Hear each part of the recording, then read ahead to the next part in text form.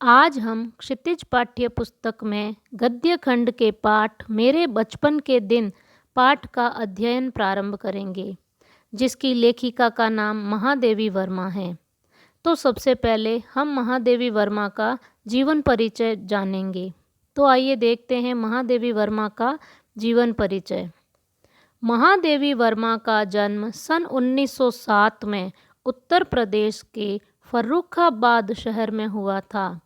उनकी शिक्षा दीक्षा प्रयाग में हुई।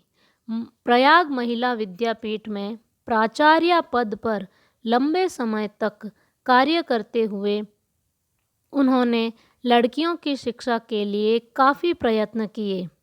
सन 1987 में उनका देहांत हो गया। अब हम महादेवी वर्मा की प्रमुख रचनाओं के बारे में अध्ययन करेंगे, जो इस प्रकार है।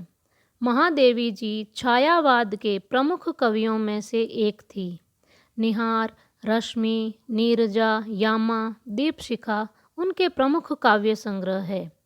कविता के साथ साथ उन्होंने सशक्त गद्य रचनाएं भी लिखी है। कहने का अर्थ, उन्होंने काव्य संग्रह भी लिखे हैं और गद्य रचनाएं भी लिखी हैं।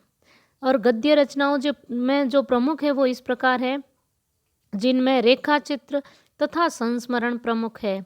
अतीत के चलचित्र, स्मृति की रेखाएं, पथ के साथी, श्रृंखला की कड़ियाँ उनकी महत्वपूर्ण गद्य रचनाएं हैं। महादेवी वर्मा को साहित्य अकादमी एवं ज्ञानपीठ पुरस्कार से सम्मानित किया गया। भारत सरकार ने उन्हें पद्म भूषण से अलंकृत किया।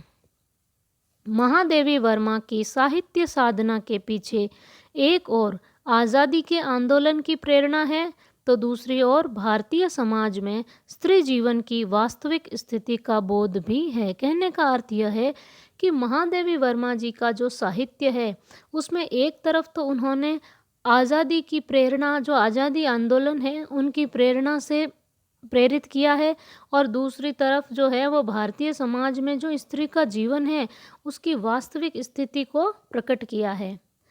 हिंदी गद्य साहित्य में संस्मरण एवं रेखा चित्र को बुलंदियों तक पहुंचाने का श्रेय महादेवी जी को है।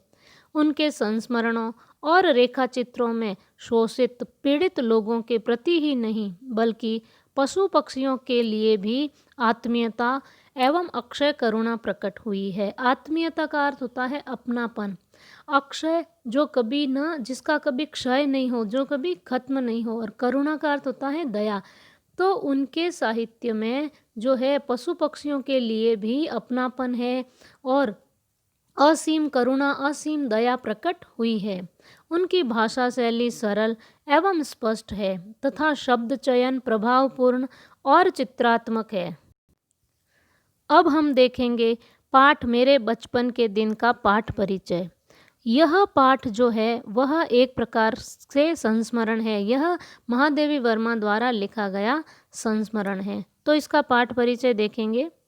मेरे बचपन के दिन में महादेवी जी ने अपने बचपन के उन दिनों को स्मृति के सहारे लिखा है जब वे विद्यालय में पढ़ रही थी।